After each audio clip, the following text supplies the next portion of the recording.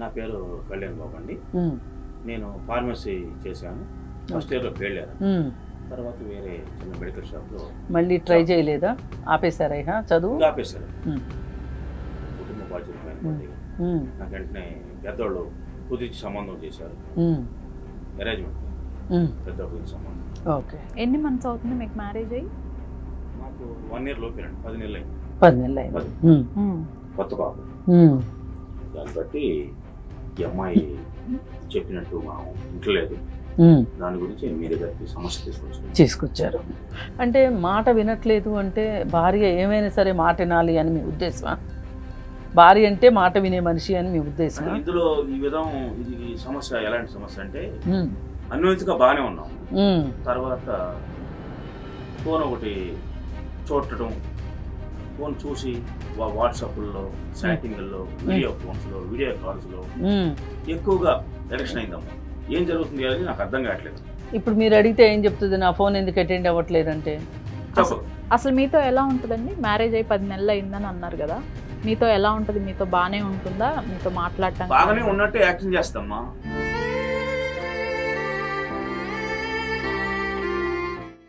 అదేనమ్మా, ఈ ఫోన్ చేసుకోవటం ఎవరు చేస్తుంది ఏంటి అని చూస్తే ఈ అమ్మాయికి ఒక లవర్ ఉన్నాడమ్మా.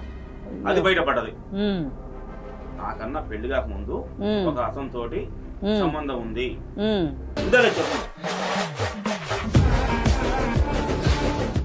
ఇందులో ఇప్పుడు ఆమె ఇప్పుడు pregnancy 4 months pregnancy. 4th month pregnant. Okay. ఇప్పుడు డాక్టర్ ఏమన్నారు? డాక్టర్ దగ్గరికి తీసుకెళ్తున్నారా? చెకప్లు చేయిస్తున్నారా? మరి చేస్తున్నాను కానీ ఇదంతా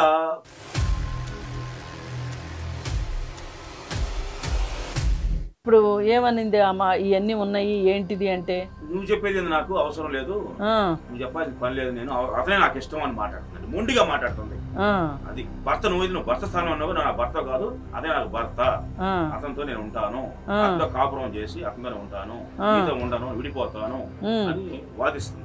అసలు ఒక మాట చెప్పమ్మా, ఇప్పుడు అతను చెప్పిన దాన్ని బట్టి ఆ చాటింగ్లు ఆ వ్యవహారము అవసరమైతే అతన్ని అడ్డు తొలగించుకుంటాము అనేంత దాకా మీకు వచ్చింది అంటే అసలు నువ్వు అతనితోటి అంత డీప్గా లవ్లో ఉన్నావా?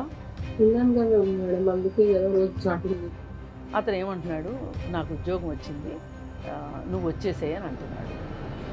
అంటుంటే నువ్వు వెళ్ళాలని మొగ్గు చూపుతున్నావు. ఇక్కడ నీ స్వార్థం కనిపించట్లేదని.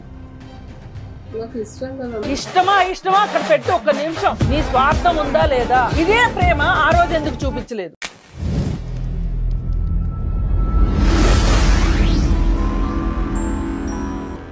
నమస్తే అండి, వెల్కమ్ టు జీవితమే చదరంగం.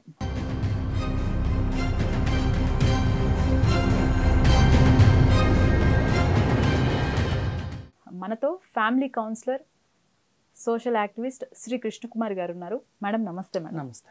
మేడం, ఈరోజు మన ముందు అనిత, కళ్యాణ్ బాబు ఉన్నారు. మేడం, వీళ్ళ కేసు నాకు తెలిసి ఒక డిఫరెంట్ కేసు అనుకోవచ్చు ఇప్పటి వరకు మనం డీల్ చేసిన కేసెస్లో.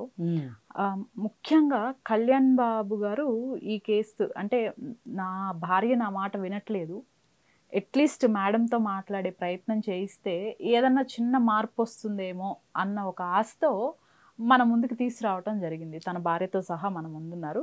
కళ్యాణ్ బాబు గారు, మేడం కృష్ణకుమారి గారు, మీ ప్రాబ్లం ఏంటి, అసలు ఇక్కడ వరకు ఎందుకు రావాల్సి వచ్చింది అనేది క్లియర్గా ఒకసారి ఎక్స్ప్లెయిన్ చేయండి. నమస్తే మేడం. నమస్తే. నా పేరు కళ్యాణ్ బాబు అండి. నేను ఫార్మసీ చేశాను. ఫస్ట్ ఇయర్లో ఫెయిల్ అయ్యానమ్మా. తర్వాత వేరే చిన్న మెడికల్ షాప్లో మళ్ళీ ట్రై చేయలేదా? ఆపేశారా ఇహ చదువు? ఆపేశాను. కుటుంబ బాధ్యత పైన కొద్దిగా నాకు వెంటనే పెద్దోళ్ళు కుదిర్చి సంబంధం చేశారు. అరేంజ్మెంట్ పెద్ద కుదిర్చి సంబంధం. ఓకే. ఎన్ని మంత్స్ అవుతుంది మీకు మ్యారేజ్ అయ్యి? మాకు 1 ఇయర్ లోపేనండి, 10 నెలలు అయింది. 10 నెలలు అయింది. కొత్త బాబు. దాన్ని బట్టి ఈ అమ్మాయి చెప్పినట్టు మనం ఇంటలేదు. దాని గురించి మీ దగ్గరికి సమస్య తీసుకొచ్చారు.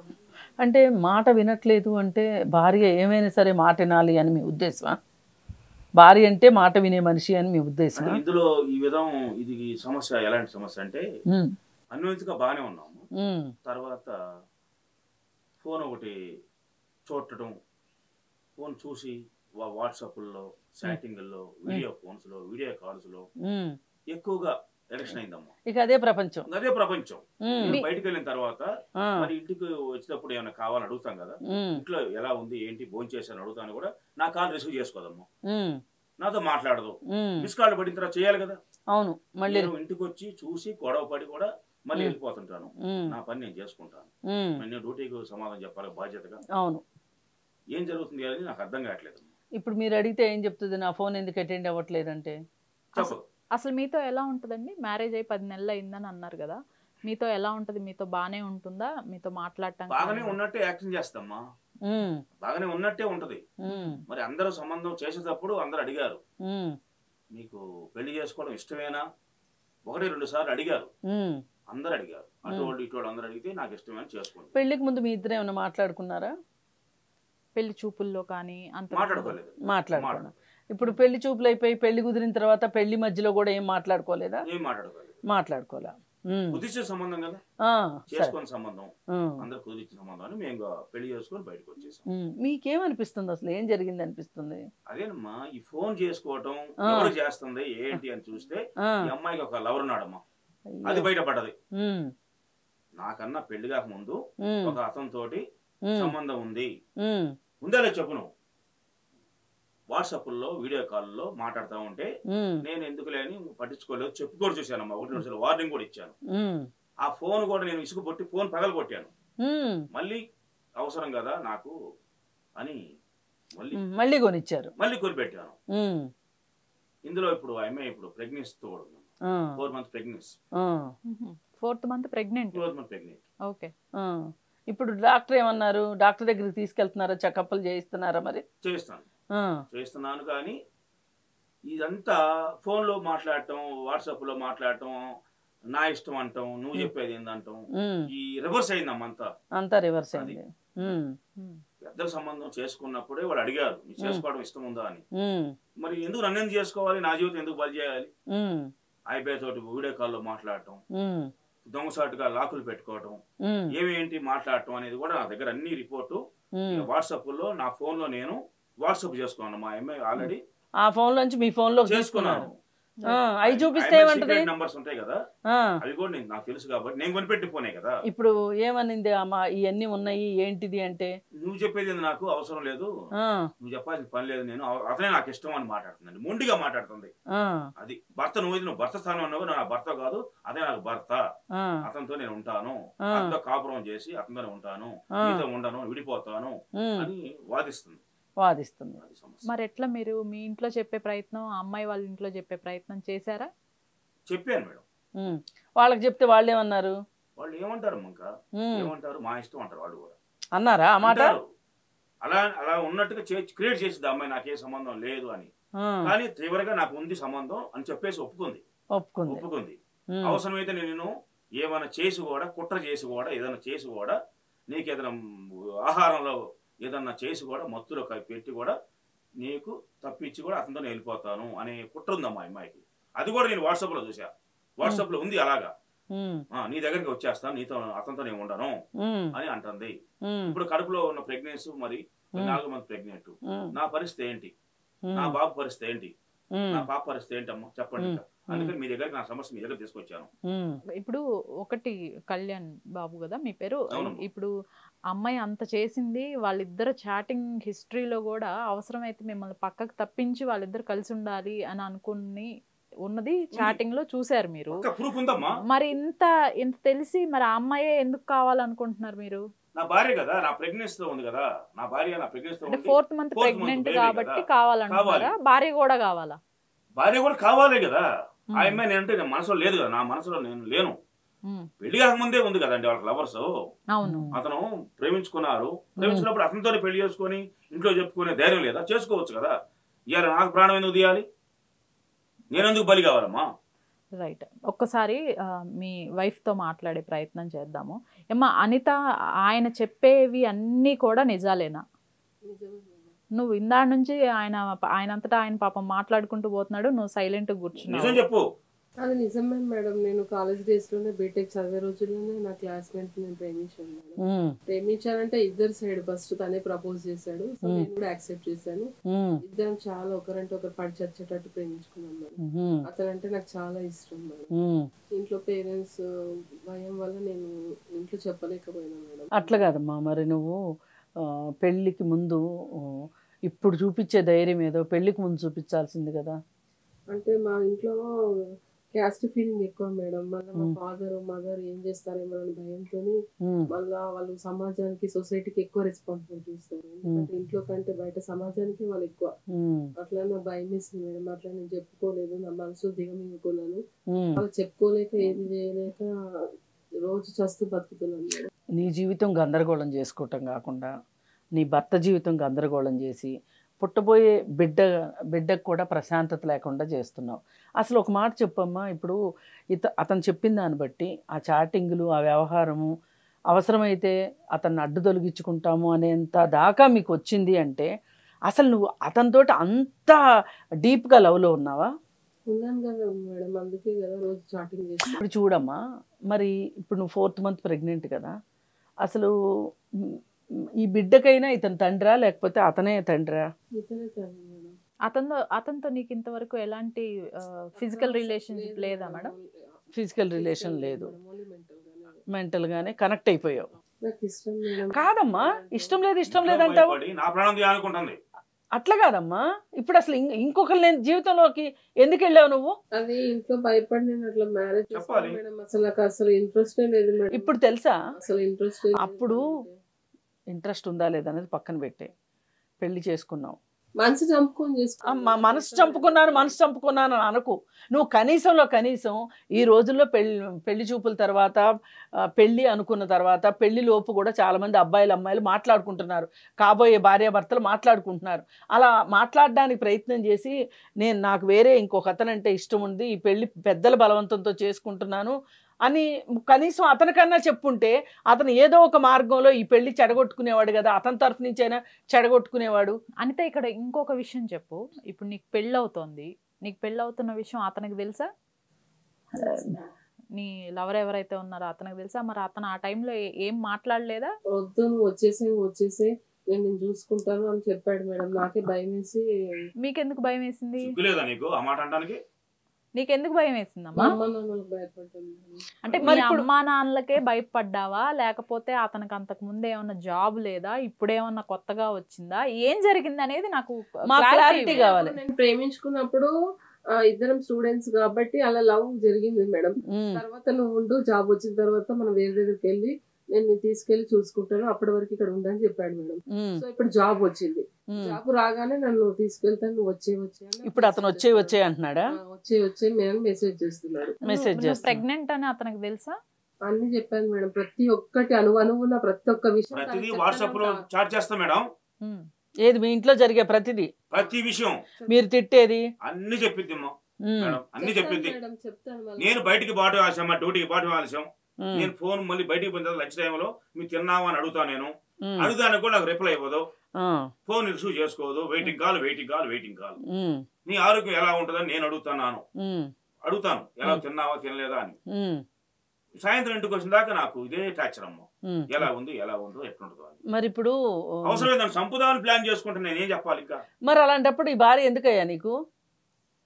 కడుపులో ఉన్న బిడ్డ కోసం అమ్మా, నా భార్య కావాలి కదా. తనకి జాబ్ వచ్చింది మేడం, ఇప్పుడు తను వచ్చేయమంటున్నాడు, నన్ను చక్కగా చూసుకుంటాను. అది కూడా చేస్తే నా పరువు పోతుంది కదా, మన కుటుంబ పరువు పోతుంది కదా. ఇలానే అరుస్తాడు మేడం, మనసు పడతలేదు, నాకు మెంటల్ ఎక్కుతుంది. ఈయనకి నాకు సెట్ ఊరందరూ సిగ్గుపోద్దమ్మా చెప్పేది, నాకు అండర్స్టాండ్ పరువుతో కూడిన విషయం కదా. అలాంటప్పుడు అమ్మా అంటే మేడం చెప్పండి, ఇప్పుడు ఒక్క నిమిషం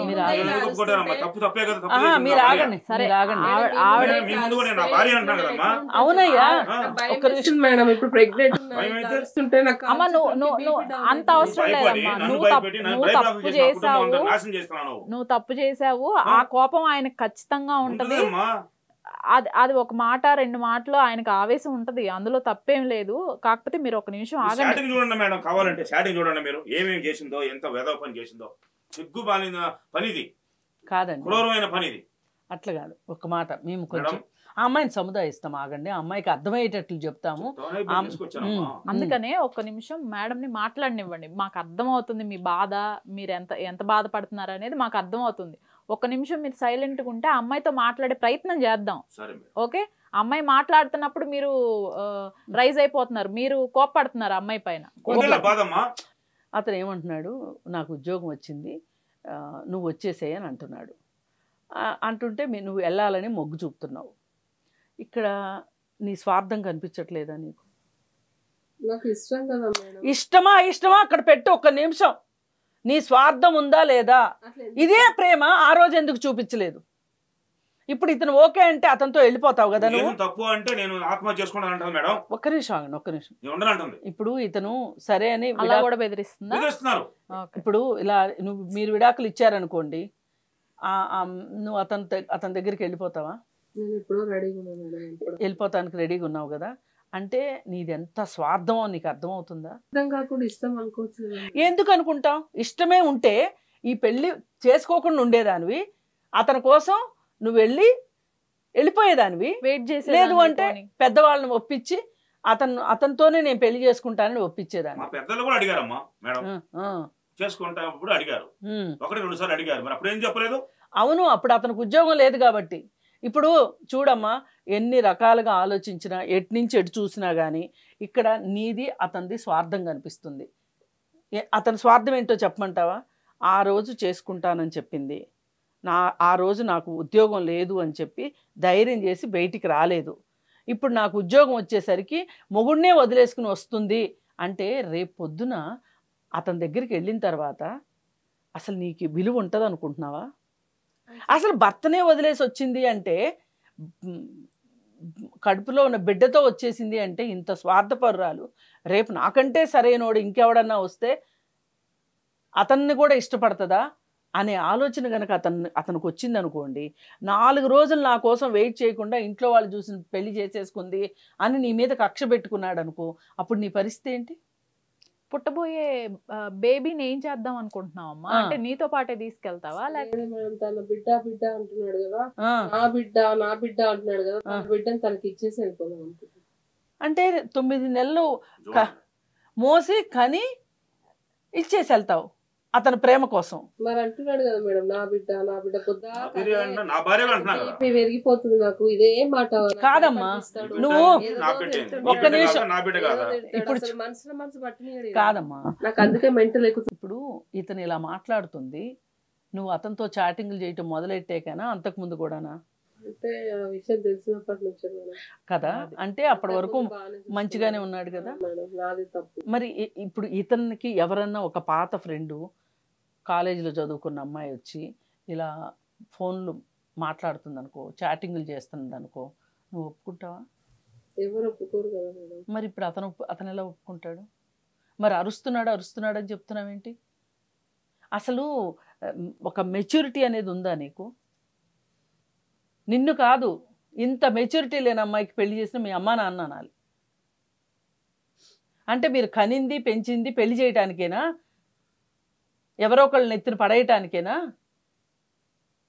అతని జీవితం నాశనం అవుతుంది కదమ్మా. ఎంత సింపుల్ గా చెప్తుంది మేడం, పుట్టబోయే బిడ్డను కూడా ఇచ్చేస్తానని చెప్తున్నావు అంటే అసలు నీకెంత ఇర్రెస్పాన్సిబిలిటీ ఉంది, ఎంత బాధ్యతారాహిత్యం ఉంది. అంటే ప్రేమని చంపుకోమంటారా మేడం?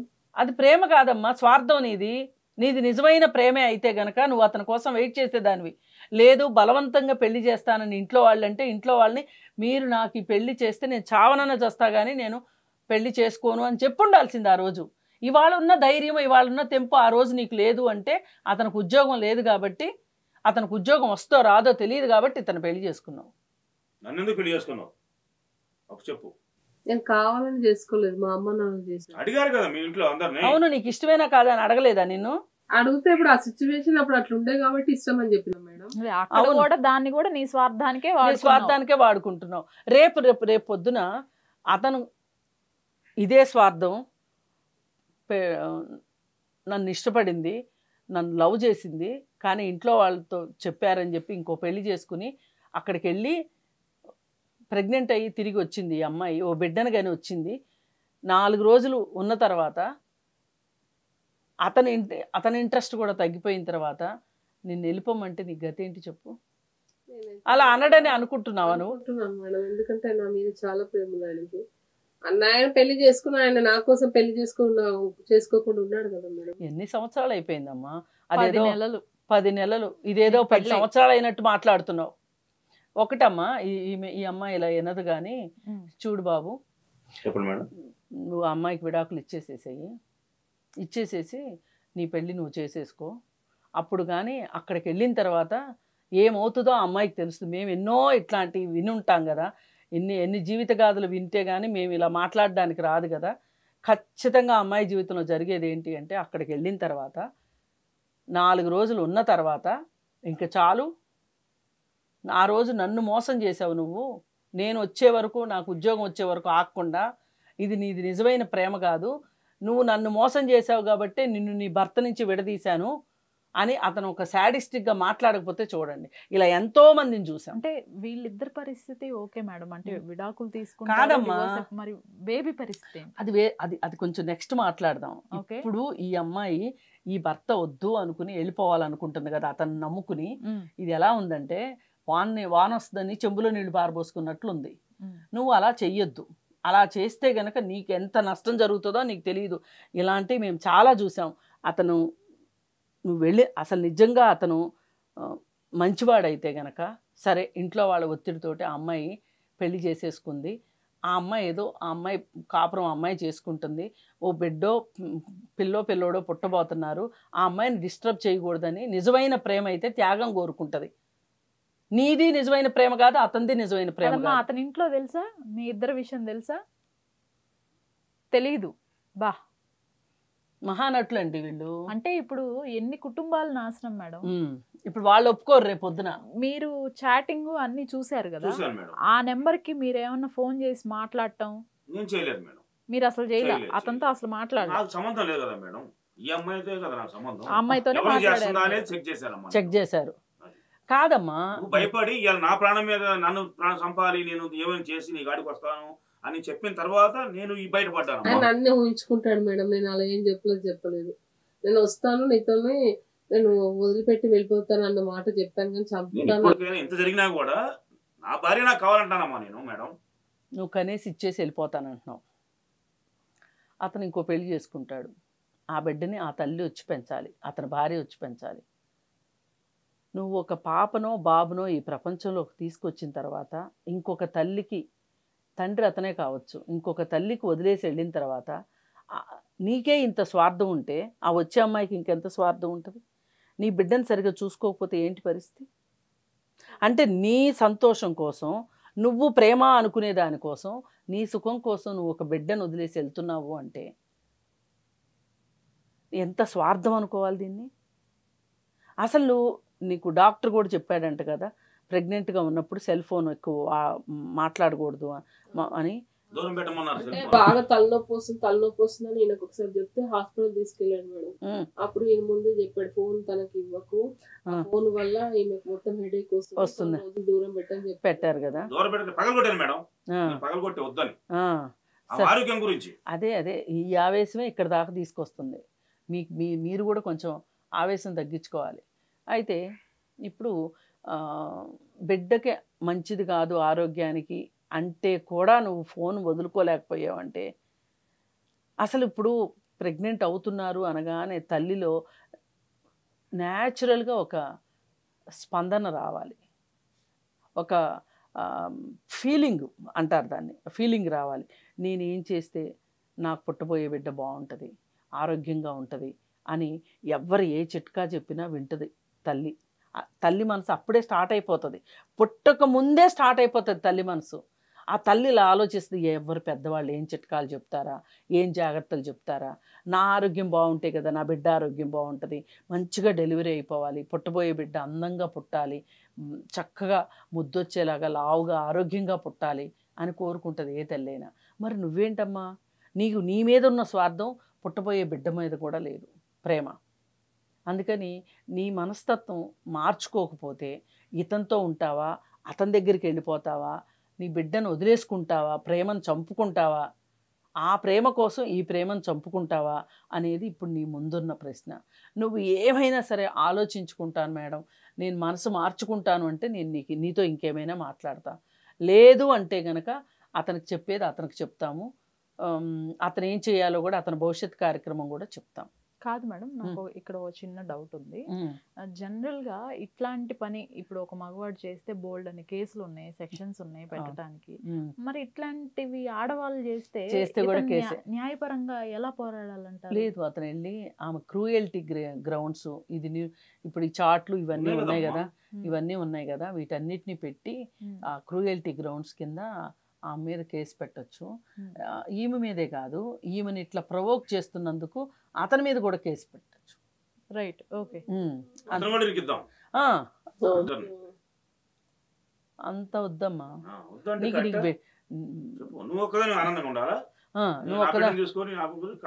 అసలు నువ్వు ఒక్కటి ఆలోచించి ఊరుకోవయ్యా, నువ్వు ఆగు.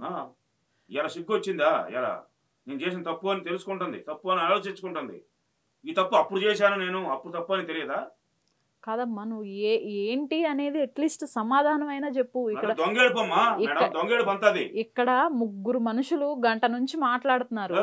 నీ పాటికి నువ్వు చక్కగా నువ్వు చెప్పాల్సింది ఏదో నువ్వు చెప్పి నేను ఆయన కలిసి ఉంటాం అని చెప్పేసి సైలెంట్గా ఉంటావా? ఇదే నీ ఫైనల్ డెసిషనా ఏంటి? నువ్వు నీ తలలో ఉన్న తిక్క ఎంతమందికి వేసి ఇచ్చేస్తున్నావో నీకు అర్థం కావట్లా. కాదమ్మా, ఈ అమ్మాయికి అసలు మెచ్యూరిటీ లేదు.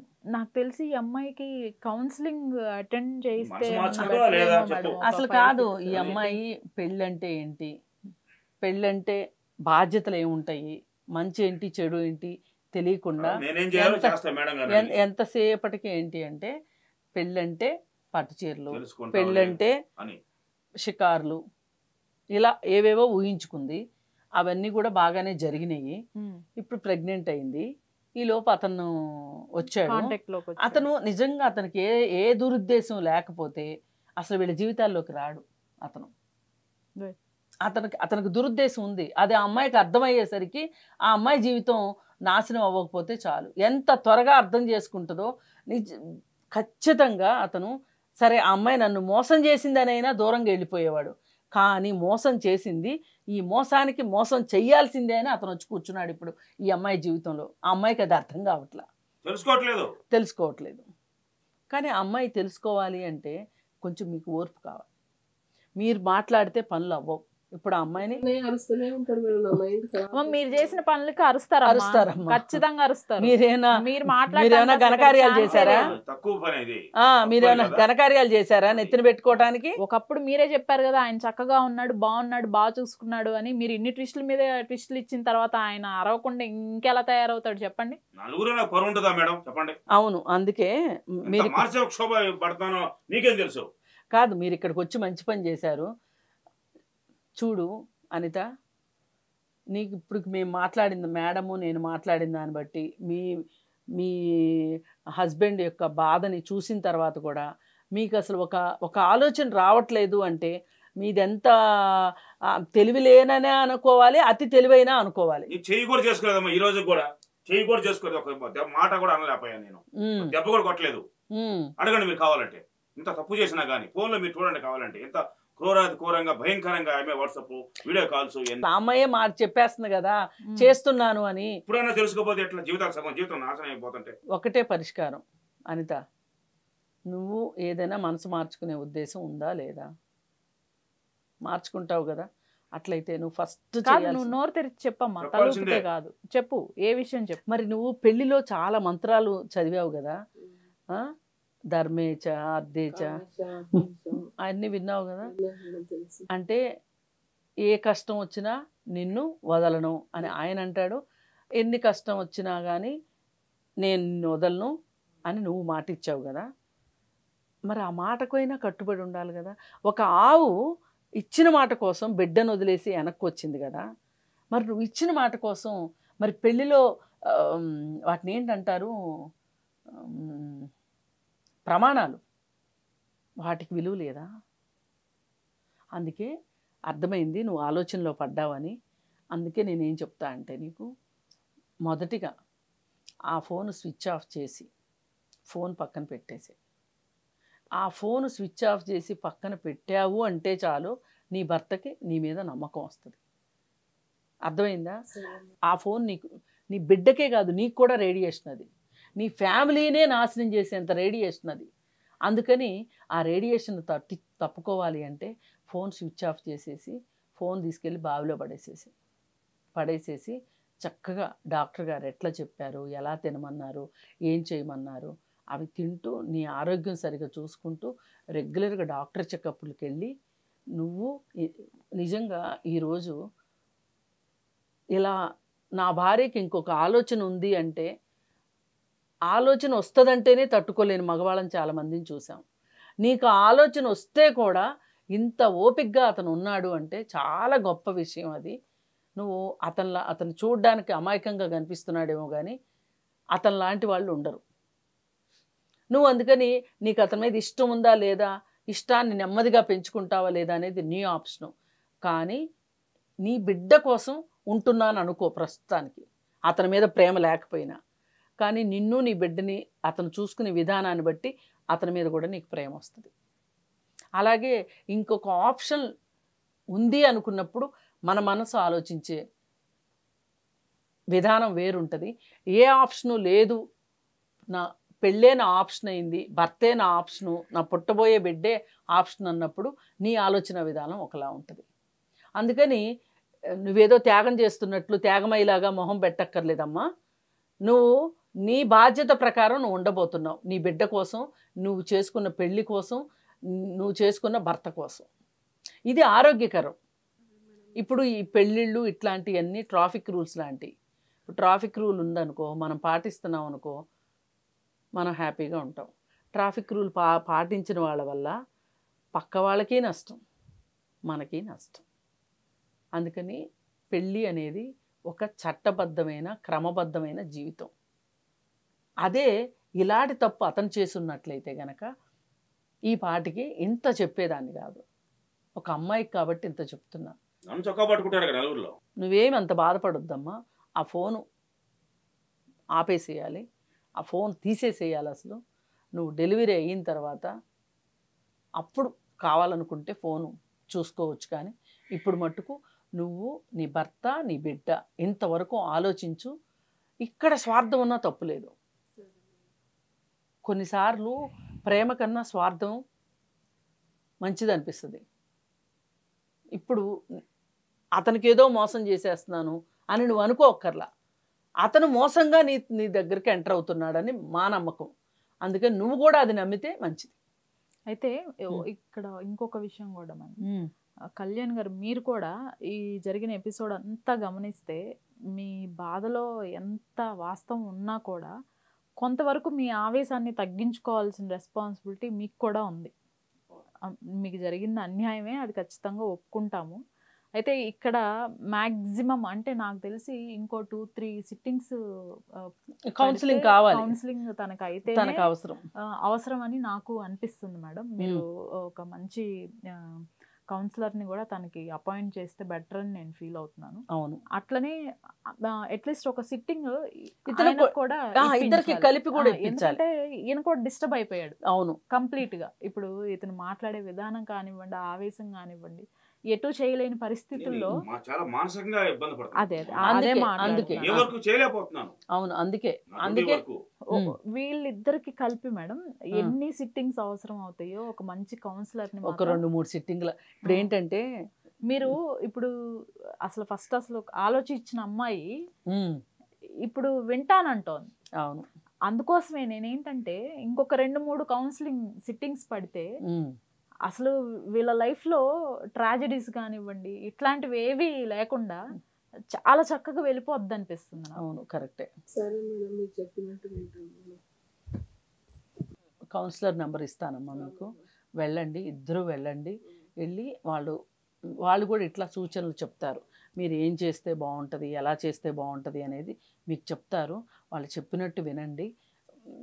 మ్యాక్సిమం 2-3 సార్లు మీరు అక్కడికి వెళ్తే వింటాను కానీ మేడం నాకు ఊకే అరుస్తాడు, బెదిరిస్తున్నాడు, భయం వేస్తుంది, అది మానేయమని చెప్పి. అవునమ్మా అమ్మ మేము అతనికి కూడా కౌన్సిలింగ్ అనే ఇప్పటి నుంచి చెప్పాం. మంచిగా ఆయన చెప్పినట్టు వింటాను, ఊకే తిట్టకని చెప్పాను. కాదమ్మా, అసలు అక్కడ దాకా ఉంటే ఇక్కడ దాకా ఎందుకు వచ్చేది? ఉమ్. నువ్వు నీ దగ్గర నుంచే మొదలైంది సమస్య. నువ్వేదో అతని సమస్య అంటున్నావు, నీ దగ్గర నుంచే సమస్య మొదలైంది. అందుకే సమస్య నీ దగ్గర ఆగిపోతే నువ్వు 100% చేసి ఆయన్ని 10% కూడా చేయొద్దంటే ఎలా అది కుదురుతుంది? ఇంకా అమానుషం.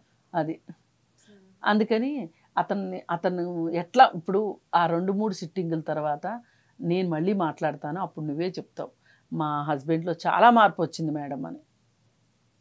సరేనా? అమ్మ మీకు ఏదైనా ప్రాబ్లం ఉన్నా సరే ఈ కౌన్సిలింగ్ సిట్టింగ్స్ అయిపోయాక ఇంకెప్పుడైనా మేడంతో మాట్లాడాలనిపించినా కూడా మీకు ఏదైనా సపోర్ట్ కావాలన్నా సరే ఖచ్చితంగా తీసుకోండి. రైట్ కళ్యాణ్. ధన్యవాదాలు. Thank you.